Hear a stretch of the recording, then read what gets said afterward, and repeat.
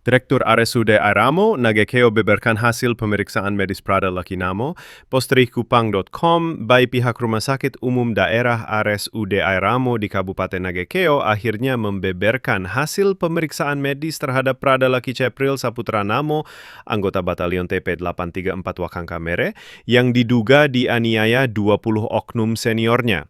Diduga kuat, akibat penganiayaan tersebut, Prada Lakinamo akhirnya meninggal dunia di ruang ICU RSUD Airamo Rabu 6 Sarabu 2025 setelah sempat dirawat di rumah sakit itu sejak tanggal 2 Agustus 2025.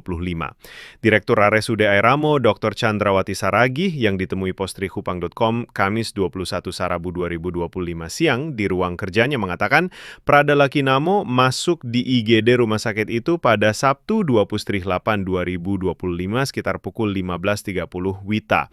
Pada pagi harinya Prada Lakinamo sempat dibawa ke Puskesmas Danga sekitar pukul 10.01 WITA oleh 4 orang rekannya dan berada di puskesmas itu sekitar 1 jam lebih guna mendapatkan pemeriksaan. Sayangnya, Dr. Chandrawati tidak mengetahui secara pasti siapa saja yang mengantar Prada Laki saat masuk di IGD RSUD Airamo. Namun, ia berupaya mengkonfirmasi salah dokter yang ia sebut Dr. KND yang pada saat itu sempat menangani Prada Lakinamo saat di IGD. Waktu itu bukan saya yang tangani, katanya si seniornya yang ngantar. Ini dokter KDN-nya belum respon WA ya, berapa orang yang ngantar saya nggak tahu. Kata dokter Chandrawati sambil terus berupaya menghubungi dokter KDN. Namun ia sempat membeberkan hasil pemeriksaan medis terhadap Prada Laki melalui pesan WhatsApp. Di antaranya asidosis metabolik berat, trauma toraks, kontusi pulmonum, trauma tumpul abdomen, hemodinamik stabil, celulitis ekstremitas superior inferior, aki, uremic syndrome, dan anemia, serta dilaporkan Prada Laki mengalami lemas, pucat, nyeri pada bagian dada, tangan, dan kaki. Sayangnya, Dr. Chandrawati tidak menjelaskan secara detail pengertian dan penyebab 9 hasil diagnosa terhadap Prada Lakinamo. Namun, ia mengungkapkan laporan yang disampaikan rekan-rekannya yang mengantar Prada Lakinamo ke IGD rumah sakit itu yakni Prada Lakinamo jatuh dari bukit setinggi 5 meter. Laporan ini sama dengan laporan rekan-rekan Prada Laki saat mengantarnya ke Puskesmas Danga pagi harinya. Setahu saya, yang dari cerita teman dokter yang jaga di IGD waktu itu, disampaikan jatuh dari bukit, ujar Dr. Chandrawati yang sempat menunjukkan sebuah kartu nama yang ia terima dari LPSK atau Lembaga Perlindungan Saksi dan Korban. Kartu nama tersebut diakui ia terima dari salah seorang staf LPSK pasca kejadian yang menghebohkan tersebut. Meski mengaku tidak mengetahui pasti jumlah dan siapa saja yang mengantar Prada Laki ke IGD RSUD Airamo, namun Dr. Chandrawati sempat menyebut yang mengantar Prada Laki saat itu adalah seniornya sendiri. Ia bahkan sempat berupaya menghubungi salah satu stafnya, tenaga kesehatan, di IGD yang sempat menangani Prada Laki dan menanyakan soal siapa saja yang mengantar Prada Laki di IGD saat itu. Namun sayangnya tidak banyak informasi yang diperoleh. Namun berdasarkan keterangan yang diperoleh dari tenaga kesehatan di IGD yang sempat ditelepon Dr. Chandrawati, pada saat tiba di IGD, Prada Laki terlihat masih bisa jalan sendiri, namun dengan kondisi yang lemas, wajah pucat dan sempoyongan. Yang mereka laporkan waktu itu dia, Prada Laki, jatuh dari bukit. Mereka semua kompak kasih tahu di IGD waktu itu Prada Laki jatuh dari bukit. Jadi kami laporkan ke dokter juga bahwa ada pasien jatuh dari bukit. Terang nakes yang dipanggil Mel oleh dokter Chandrawati melalui telepon selular.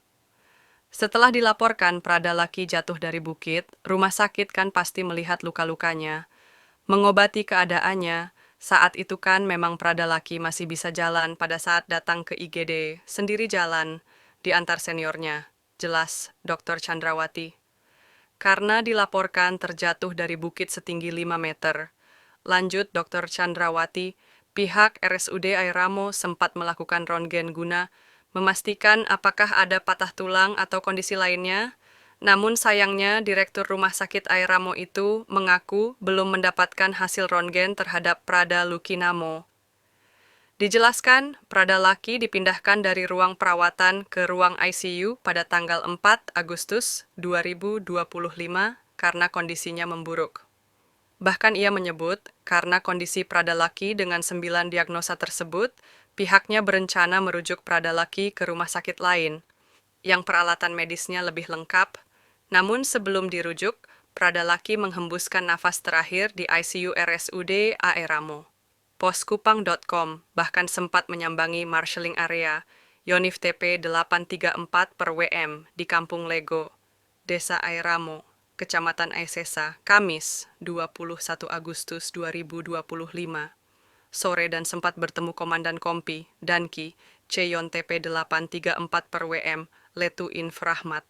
Namun, pria asal Makassar tersebut tidak bersedia memberikan keterangan karena Pradalaki bukan bawahan langsung dia di kesatuan tersebut dan masih ada atasannya, Letu Inf Rahmat yang berwenang memberikan keterangan atau pihak Subdenpom Ende yang menangani kasus tersebut.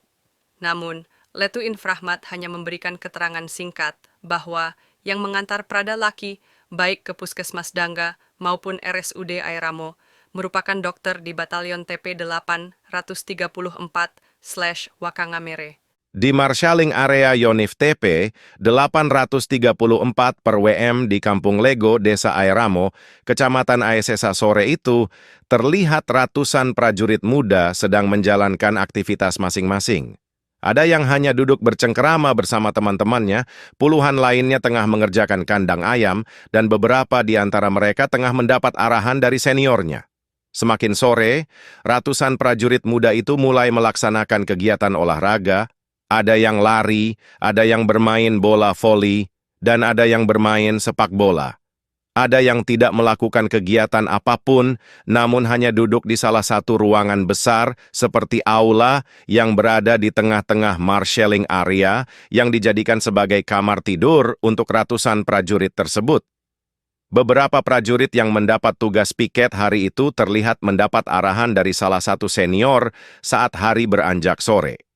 Beberapa anak-anak di Kampung Lego tampak menonton dari luar pagar marshalling area aktivitas yang dilakukan oleh prajurit-prajurit muda TNI AD tersebut.